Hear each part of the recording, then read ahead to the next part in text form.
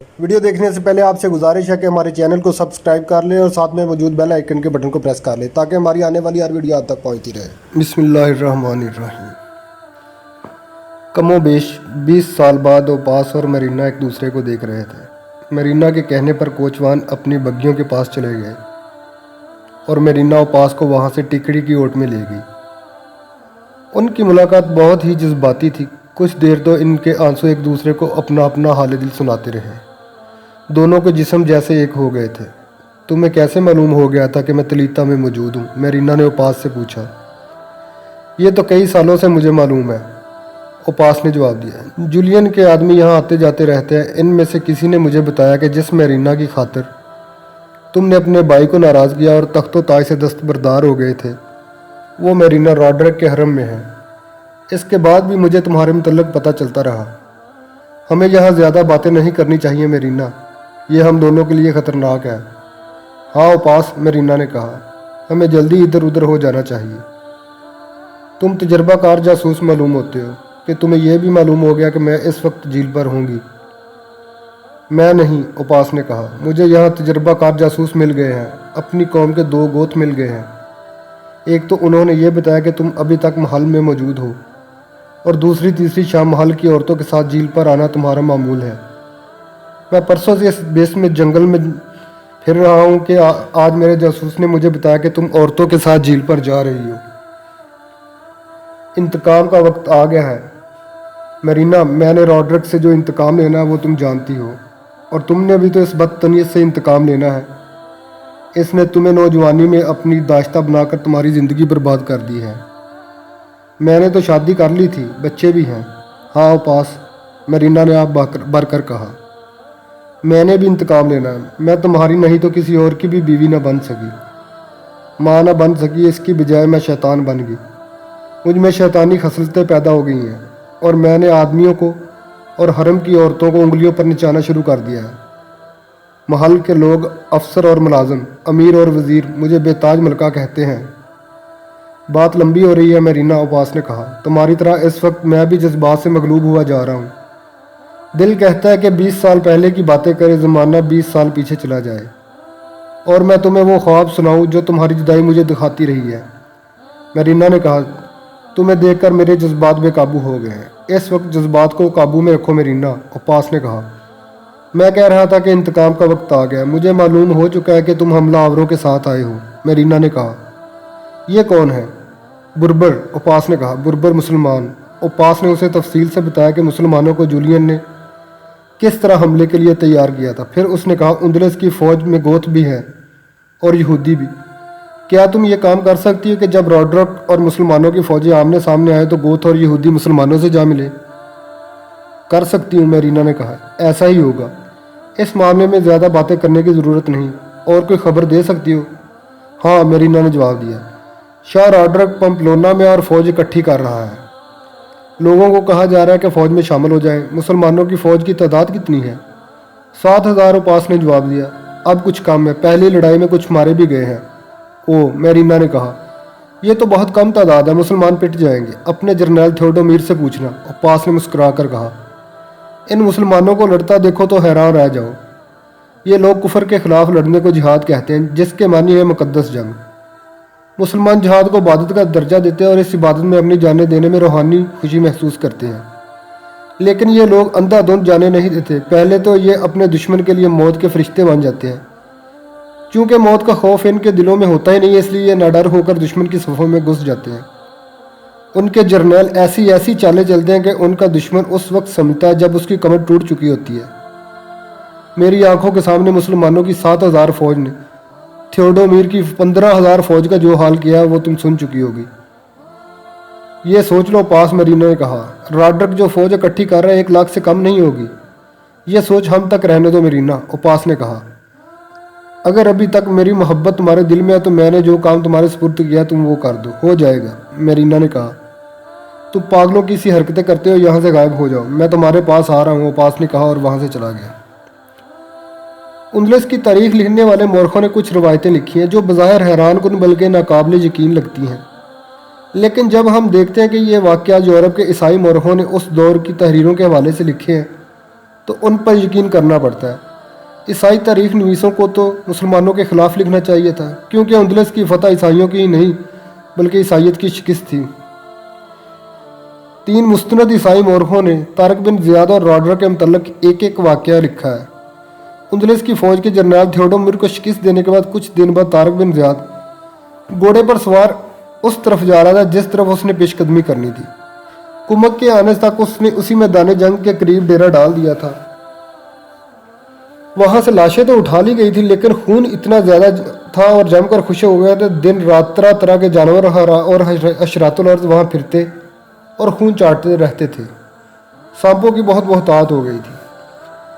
तारक बिन Ziyad आगे का इलाका देखने जा रहा था। जूलियन गाइड के तौर पर उसके साथ था और उसके साथ मुगीस रूमी और अबू ज़ुरआ तरीफ भी थे। वो पास कब तक वापस आएगा? तारक बिन ज़ियाद ने पूछा। पकड़ा ही तो नहीं जाएगा? वो ऐसा इनाड़ी तो नहीं, जूलियन ने जवाब दिया। कुछ करके ही आएगा। वो ऐसे बहरूम में गया कि इसे कोई पहचान नहीं सकेगा। इसकी गिरफ्तारी का इम्कान कम ही दिखाई देता है। जंगी कैदियों से आपको मालूम हो चुका है कि शायद रॉडरिक तलीता में नहीं, तमाम उमरा वज़रा उसके साथ गए होंगे। इस सूरत में उपास का काम आसान हो जाएगा। वो बातें करते मल्लाहों और माही गिरों की बस्ती से आगे निकल गए। तारक को बताया गया था कि दूर दूर तक कोई कस्बा, कोई शहर नहीं है, इसलिए यहाँ फ़ौज भी नहीं। वो और आगे चले गए। इलाका खूबसूरत और सरसब्ज था। कुदरत के इस हसीन खित्ते में एक छोटी सी एक बस्ती थी जिसके अंदर और बाहर लोग घूम फिर रहे थे। तारक और उसके साथी बस्ती के करीब पहुंचे तो सब लोग अपने घरों को भाग गए। जूलियन, तारक बिन ज़ियाद ने कहा, इन्हें शायद मालूम हो गया कि इनकी फ़ौज को हमने शिकस्त दी है। उन्हें कौन समझाए कि हम उन फातेह बादशाहों में से नहीं जो कोई शहर फतह करते हैं तो उनके फौजी घरों में घुसकर लूट मार, कत्लो गारत और लड़कियों को बेआबरू करते हैं। इब्ने ज़ियाद, जूलियन ने कहा, समझाने की क्या ज़रूरत है? तुम्हारी तरफ से कोई ऐसी हरकत नहीं होगी तो ये खुद ही समझ जाएंगे। वो ये बातें कर ही रहे थे कि ज़ैफ़ल उमर औरत बस्ती से निकली और तारक बिन ज़ियाद के रास्ते में खड़ी होगी। तारक ने अपना घोड़ा रोक लिया। उसके साथियों के घोड़े भी रोके।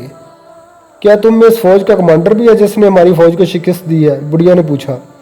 हाँ बड़ी अम्मा, जूलियन ने तारक की तरफ इशारा करके बुढ़िया की ज़ुबान में कहा। यह है अंदलस की फ़ौज को शिकस्त देने वाला फातेह। अपना सर नंगा करो। मुगीस रूमी अंदलस की ज़ुबान समझता था। उसने तारक बिन ज़ियाद को बताया कि बुढ़िया क्या कह रही है। तारक घोड़े से उतरा और अपना सर नंगा कर दिया। ओ, बुढ़िया ने तारक के सर पर हाथ फेर कर कहा, तुम आ गए हो। मेरा खावंद काहन था जिसकी पेशगोइयों की शोहरत दूर दूर तक थी, वो मर गया है। उसने मुझे कई बार कहा कि बाहर से एक कौम आएगी और अंदलस को फतह करके इस मुल्क पर हुक्मरानी कायम करेगी। उसके कमानदार की निशानियां ये होंगी कि उसके सर और दाढ़ी के बाल सुर्खी माइल होंगे और उसकी पेशानी चौड़ी होगी। वो तुम ही हो। तुम्हारे बाल सुर्खी माइल है और तुम्हारी पेशानी चौड़ी है। एक निशानी और रहेगी, अपना बायां कंधा नंगा करो। इस पर एक मोटा तिल और तिल के इर्द गिर्द बाल होंगे। मुगीस रूमी ने तारक बिन ज़ियाद को बताया कि बुढ़िया ने क्या कहा। फिर उसे कहा कि वो अपना कंधा नंगा करे। बुढ़िया ठीक कहती है, तारक ने अपना बायां कंधा नंगा करते हुए कहा। मेरे इस कंधे पर तिल है। अंदलस को तुम ही फतह करोगे। बुढ़िया ने तारक का तिल और तिल के इर्द गिर्द बाल देकर कहा। वो तुम ही हो जो इस मुल्क के लोगों को बादशाह और उसके करिंदों के जुल्म सितम से निजात दिलाओगे। ये रवायत 3 मुस्तनद मौरखों स्टेनले, लेनपोल, स्टीफन्स और बाजोर स्मिथ ने लिखी है। मेरे रफ़ीक को तारक बिन ज़ियाद ने अपने साथियों से कहा, मैं तुम सबको और अपने पूरे लश्कर को अपना ख्वाब सुना चुका हूँ जिसमें रसूलुल्लाह ने मुझे बिशारत दी थी कि हमें फतह हासिल होगी। अब ये बुढ़िया मुसरदा सुना रही है कि अंदलस का फातेह मैं ही हूँगा, लेकिन याद रखो कि हमें जानों की बाजी लगाकर लड़ना होगा। उसी रात वो पास आ गया। वो बड़ी लंबी मसाफत तय करके आया था। वो पहले जूलियन के पास गया। जूलियन इसे तारक बिन ज़ियाद के खेमे में ले गया जहाँ दूसरे सालार भी बैठे हुए थे। उपास ने अपनी सारी कारगुजारी सुनाई। मैरीना से मुलाकात और उसके साथ उसने जो बातें की थी वो सुनाई। क्या तुम्हें यकीन है कि ये औरत इतना बड़ा और इतना नाजुक काम कर देगी? तारक ने पूछा। मुझे उस पर इत्मीनान है, उपास ने कहा। अगर मैरीना ये काम नहीं करेगी या नहीं कर सकेगी तो दूसरे कर देंगे। गोथ कौम के कुछ सरदार वहाँ मौजूद हैं, मैं उन्हें मिल आया हूँ। लेकिन इब्ने ज़ियाद ये सुन लो कि रॉडरिक कमोबेश 1 लाख फ़ौज अपने साथ लाएगा। पंपलोना से तलीता तक के लोग फ़ौज में शामिल हो रहे हैं। यह तो मेरे लिए बड़ी अच्छी खबर है, तारक बिन ज़ियाद ने कहा कि लोग जो फ़ौज में शामिल हो रहे थे वो हजूम की सूरत में लड़ेंगे। वो तरबियत याफ्ता और तजर्बाकार फ़ौज की तरह नहीं लड़ सकेंगे। वो जंगी तंजीम से बेबहरा होंगे। फिर भी हमें किसी खुशफहमी में मुब्तला नहीं रहना चाहिए। سالار ابو ذروا طریف نے کہا، ہمارے پاس اتنی فوج کبھی نہیں ہوگی، ہمیں زیادہ سے زیادہ کمک ملی تو 7,000 سے زیادہ نہیں ہوگی۔ میں تم سب کو یہ بتانا چاہتا ہوں، طارق نے کہا، کہ اللہ ہماری فتح کے اسباب پیدا کر رہا ہے۔ اوپاس تلیتا میں جو کچھ کر رہا ہے یہ اللہ کا ہاتھ کر رہا ہے۔ امیر مصر و افریقہ موسیٰ بن نصیر نے خلیفہ ولید کو طارق بن زیاد کی پہلی فتح کا جو پیغام بھیجا اور کمک مانگی تھی، اس کے جواب میں خلیفہ نے دمشق سے کمک روانہ کر دی تھی، جس کی نفری 5,000 تھی۔ کسی بھی تاریخ میں یہ تفصیل نہیں ملتی کہ ان 5,000 میں کتنے سوار اور کتنے پیادے تھے۔ البتہ یہ حقیقت سب کے سامنے تھی کہ یہ کمک خطرناک حد تک کم تھی۔ طارق کے پاس 7,000 فوج تھی، جس میں اندلس کی پہلی لڑائی میں کچھ کمی آ گئی تھی جو معمولی تھی۔ کمک ملا کر نفری 12,000 ہو جاتی تھی۔ ادھر راڈرک کے اعلان کے جواب میں لوگ جوک در جوک فوج میں شامل ہو رہے تھے۔ چند دنوں میں ہی راڈرک کی فوج کی تعداد 50,000 ہو گئی تھی اور یہ تعداد تیزی سے بڑھ رہی تھی۔ راڈرک کو مشیروں نے کہا تھا کہ حملہ آوروں کی تعداد صرف 7,000 ہے اور اتنی تھوڑی تعداد کے لیے اتنی زیادہ فوج اکٹھی نہ کی جائے۔ ایک تو وقت ظاہر ہے، دوسرا اخراجات بڑھ رہے ہیں۔ تھوڑے میر نے حملہ آوروں کو جن اور بھوت کہا ہے۔ شاہ اندلس راڈرک نے بادشاہوں کی طرح گرج کر کہا، میں 1,00,000 سے زیادہ فوج لے کر جاؤں گا تاکہ دنیا کی دوسری قوموں کو بھی پتہ چل جائے کہ شاہ اندلس کتنا طاقتور ہے۔ پھر ان کے دماغوں سے اندلس پر فوج کشی کا بھوت نکل جائے گا۔ میں زیادہ سے زیادہ فوج سے ان 7,000 حملہ آوروں کو کچل ڈالوں گا، ان پر 20-25,000 گھوڑے دوڑا کر ان کے جسموں کا قیمہ کر دوں گا۔ میں جنوں اور بھوتوں سے ڈرنے والا نہیں۔ تاریخ نے اس حقیقت کو تسلیم کیا کہ راڈرک بے خوف اور نڈر جنگجو تھا اور جنوں بھوتوں سے ڈرنے والا آدمی نہیں تھا۔ اس کی بے خوفی اور غیر معمولی دلیری نے ایک ایسی کہانی کو جنم دیا تھا جو تاریخ کا حصہ بنی۔ ایک امریکی تاریخ نویس واشنگٹن ارونگ نے اپنی کتاب اسپین کی فتح میں یہ واقعہ تفصیل سے لکھا ہے۔ معروف مورخ لین پول نے یہ واقعہ واشنگٹن ارونگ کے علاوہ قدیم دور کی دستاویزات کے حوالے سے اپنی کتاب مورو اسپین میں شامل کیا ہے۔ یورپی تاریخ نویس اور دیگر اہل قلم بربر مسلمانوں کو مورو لکھتے تھے۔ یہ واقعہ یوں بیان کیا کہ طارق بن زیاد کے اندلس پر حملے سے کچھ عرصہ پہلے شاہ راڈرک تلیتا میں اپنے دربار میں تخت پر بیٹھا تھا۔ دو معزز بوڑھے دربار میں داخل ہوئے۔ وہ قدیم طرز کی سفید قباؤں میں ملبوس تھے۔ وہ مذہبی پیشوا معلوم ہوتے تھے۔ ان کے سفید لمبی داڑھیاں تھیں۔ وہ اونچے درجے کے کاہن یا راہب تھے۔ انہوں نے کمر سے کپڑے کمر بند باندھ رکھے تھے اور ان دونوں کے کمر بندوں سے چابیوں کا ایک ایک گچھا لٹک رہا تھا۔ راڈرک جیسا مغرور اور ستمگر بادشاہ ان کے احترام میں اٹھ کھڑا ہوا۔ ان مقدس بوڑھوں میں سے ایک نے راڈرک کو ہاتھ سے اشارہ کیا کہ وہ بیٹھ جائے۔ راڈرک بیٹھ گیا۔ اے شہنشاہ اندلس، ایک بوڑھے نے کہا، ہم تمہیں راز کی ایک بات بتانے آئے ہیں۔ ہر نئے بادشاہ کا اس راز سے آگاہ ہونا ضروری ہے۔ تم نے تخت نشین ہوئے ہو، تمہارے قدم جم چکے ہیں۔ میں یہ راز سننے کو بےتاب ہوں، راڈرک نے کہا۔ مزید تمہید کی ضرورت نہیں۔ زیادہ بے صبر نہ ہو بادشاہ، بوڑھے نے کہا۔ یہ راز سن کر بھی صبر کا دامن ہاتھ سے نہ چھوڑنا ورنہ پچھتاؤ گے۔ جب اس ملک میں ہرکل کی بادشاہی تھی، اس نے آبنائے اندلس میں ستون تعمیر کروائے تھے اور پھر اس نے اس شہر تلیتا کے باہر ایک بہت چوڑا برج بھی تعمیر کروایا تھا۔ اس میں اس نے کوئی جادو یا سحر چھوڑ دیا تھا۔ اس برج کا ایک ہی دروازہ ہے جو لوہے کا ہے اور یہ دروازہ بہت مضبوط ہے۔ اسے اس نے اپنے ہاتھوں سے تالا لگایا تھا۔ اس نے کہا کہ اندلس کے ہر نئے بادشاہ پر لازم ہے کہ وہ تخت نشینی کے کچھ عرصہ بعد اس آہنی دروازے پر ایک تالا لگا کر چابی ہمیں دے دے۔ بوڑھے نے راڈرک کو چابیوں کے گچھے دکھاتے ہوئے کہا، یہ ان تالوں کی چابیاں ہیں جو ہرکل کے بعد اور تم سے پہلے کے بادشاہ نے برج کے آہنی دروازے کو لگائے تھے۔ اب تمہاری باری ہے، دروازے پر اپنا تالا لگا دو، ہم کسی دن آ کر چابی لے جائیں گے۔ میں نے یہ برج دیکھا ہے، راڈرک نے کہا۔ میں اسے کوئی قدیم عمارت سمجھتا رہا ہوں۔ کیا تم دونوں اس برج میں رہتے ہو؟ نہیں ہے شاہ اندلس، بوڑھے نے کہا، ہم دور سے آئے ہیں۔ یہ چابیاں ہمیں ہمارے باپ دادا نے دے گئے ہیں۔ اس برج کی حفاظت ہمارے خاندان کی ذمہ داری ہے۔ یہ ذمہ داری ہماری آنے والی نسلیں پوری کرتی رہیں گی۔ کیوں نہ میں تمہاری یہ ذمہ داری یہیں پر ختم کر دوں، راڈرک نے کہا۔ اے بادشاہ، دوسرے بوڑھے نے کہا، ہم دونوں کو اپنی رایا نہ سمجھ۔ اگر تیرا ارادہ برج کا دروازہ کھولنے کا تو سن لے، تو پچھتائے گا، بہت برے انجام کو پہنچے گا۔ ایسے بادشاہ ہو گزرے ہیں جنہوں نے یہ دروازہ کھولا تھا۔ کسی بوڑھے داستان گو کو بلا کر پوچھ کے ان کا انجام کتنا بھیانک ہوا۔ جولیس سیزر سے بڑھ کر جابر اور زبردست بادشاہ کون تھا؟ اس نے بھی اس دروازے کو کھولنے کی کوشش نہیں کی تھی۔ ہم جا رہے ہیں، خبردار رہنا بادشاہ۔ हम हकीकत हाल बयान कर चले, कुछ दिनों बाद हम आकर उस ताले की चाबी ले जाएंगे जो दरवाजे पर लगाएगा। दोनों बूढ़े चले गए। अगर रॉड्रिक इस मुल्क का बादशाह है तो इस मुल्क का कोई राज इससे पोशीदा नहीं रहेगा। दोनों बूढ़ों के जाने के बाद रॉड्रिक ने ऐलान किया, मैं इस बुर्ज को ताला नहीं लगाऊंगा, मैं तमाम ताले तोड़कर दरवाज़ा खोलूंगा और देखूंगा कि अंदर क्या है। गुस्ताही माफ शहनशाह, एक मशीर बोला। हम में से किसी को भी शक नहीं कि शहनशाह की दिलेरी और बेखौफी ज़ुर्बुल मिस्र बन चुकी है, लेकिन शहनशाह को खतरों से बचाना हमारा फ़र्ज है। बूढ़े राह कह गए कि हिरकल ने बुर्ज के अंदर कोई सहर या कोई जादू छोड़ा था। कोई इंसान जादू का मुकाबला नहीं कर सकता। मैं शहनशाह से दरख्वास्त करता हूँ कि बुर्ज के आनी दरवाजे पर ताला लगा दे, फिर उसे भूल जाए। फिर मुझे शहनशाह कहना छोड़ दो, रॉड्रिक ने कहा। यह ज़मीन मेरी है, इसका हर राज मेरा है।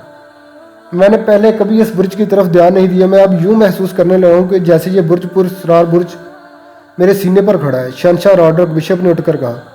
उधरस फ्रांस और जर्मनी के पहाड़ भी शायद रॉड्रिक का नाम सुनते हैं तो कांप जाते हैं, लेकिन कुछ पूरी इसरार क़ुव्वतें ऐसी हैं जिनके आगे इंसान बेबस होता है। अगर शहनशाह मुझे अपना मजहबी पेशवा मानते तो मुझे इस हक से महरूम न करें कि मैं शहनशाह को बुर्ज के अंदर जाने से रोकूं। हिरकल मुझ जैसा बादशाह था, रॉड्रिक ने कहा। अगर उसने कोई पूरी इसरार ताकत बुर्ज में बंद की थी तो ये उसके कब्जे में थी। मैं उसे अपने कब्जे में ले सकता हूँ।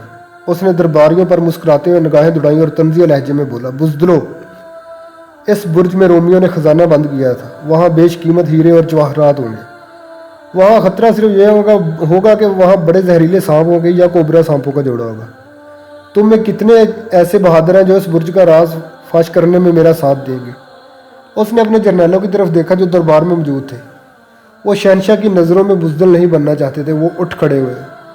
सब ने बारी बारी कहा, मैं शहनशाह का साथ दूंगा, मैं शहनशाह का साथ दूंगा। जिन मौरखों ने यह वाक़या लिखा है वो लिखते हैं कि रॉड्रिक को मशीरों, बड़े पादरियों और अफराद खाना ने भी रोका, लेकिन इसने किसी की न सुनी और 3-4 दिनों बाद जंगी लिबास में इस बुर्ज तक पहुंच जा। उसके साथ वो 3-4 जर्नैल थे जिन्होंने कई जंगी मार्गों में गैर मामूली बहादुरी और जारियत में नाम पैदा किया था। उसके साथ अपने मुहाफ़िज़ दस्ते के मुंतखब घुड़सवार थे और ताले तोड़ने के लिए लोहार भी साथ थे। बुर्ज एक बहुत चौड़ा था और अमूदी चट्टानों के दरमियान गिरा हुआ था जिनकी बुलंदी बुर्ज से ज़्यादा थी। ये मालूम होता था जैसे इन अमूदी चट्टानों ने बुर्ज को थाम रखा है। बुर्ज संगे मरमर का बनाया गया था। खूबसूरती के लिए कहीं कहीं दांत के टुकड़े जुड़े गए थे जो रोशनी में चमकते थे। अंदर जाने का रास्ता दरअसल सुरंग थी जो चट्टान में से काटी गई थी। ये इतनी चौड़ी और ऊंची थी कि घोड़े पर सवार होकर भी इसमें से गुजरा जा सकता था। उसके आगे लोहे का बड़ा ही मजबूत दरवाज़ा था जिसे बहुत से ताले लगे हुए थे। ताले जंग आलूद थे। ये हिरकल से वटीज़ा तक के लगाए हुए ताले थे। दोनों बूढ़े राहब जो रॉड्रिक के दरबार में गए थे वो वहाँ खड़े थे, एक दरवाजे की एक तरफ और दूसरा दूसरी तरफ। हम तुम्हें आखिरी बार खबरदार करते हैं, एक बूढ़े ने कहा। इनसे चाबियाँ छीन लो, रॉड्रिक ने कहा, और तमाम ताले खोल दो। कोई अक्ल आदमी के आगे बूढ़े मजामत न कर सके इनसे चाबियाँ छीनने की। ताले बेशुमार थे और जंग आलूद भी थे और यह भी पता नहीं था कि कौन सी चाबी किसकी है। सारा दिन ताले खोलने की कोशिश होती रही। सूरज गरूब होने से कुछ देर पहले तमाम ताले खुल गए और आखिरी दरवाज़ा भी खुल गया। रॉड्रिक अंदर चला गया। जर्नैल और चंद एक मुहाफ़िज़ उसके पीछे गए। आगे बड़ा कुशादा हाल था। इसका एक दरवाज़ा और भी था जो किसी कमरे में खुलता था। उस दरवाजे के बाहर एक बहुत बड़ा इंसानी बुत खड़ा था जो कांसी का बना हुआ था। उसके एक हाथ में गुर्ज था। अजूबा यह था कि बुत इस गुर्ज को ऊपर नीचे घुमा रहा था और ज़मीन पर मार रहा था। बुत की छाती पर उंदरसी ज़बान में लिखा था, मैं अपना फ़र्ज अदा कर रहा हूँ, मैं बुरी नीयत से नहीं आया। रॉड्रिक ने बुत से कहा, मैं किसी चीज़ को हाथ नहीं लगाऊंगा, सिर्फ इस जगह का भेद जानने आया हूँ। जिस तरह आया हूँ इसी तरह चला जाऊँगा। मुझ पर एतमाद करो और मुझे रास्ता दो। बुत का गुर्ज रुक गया। उसका गुर्ज वाला हाथ ऊपर उठा हुआ था और रॉड्रिक इसके बाजू के नीचे से गुजरकर दूसरे कमरे में दाखिल हो गया। उसके जर्नैल और मुहाफ़िज़ भी साथ थे।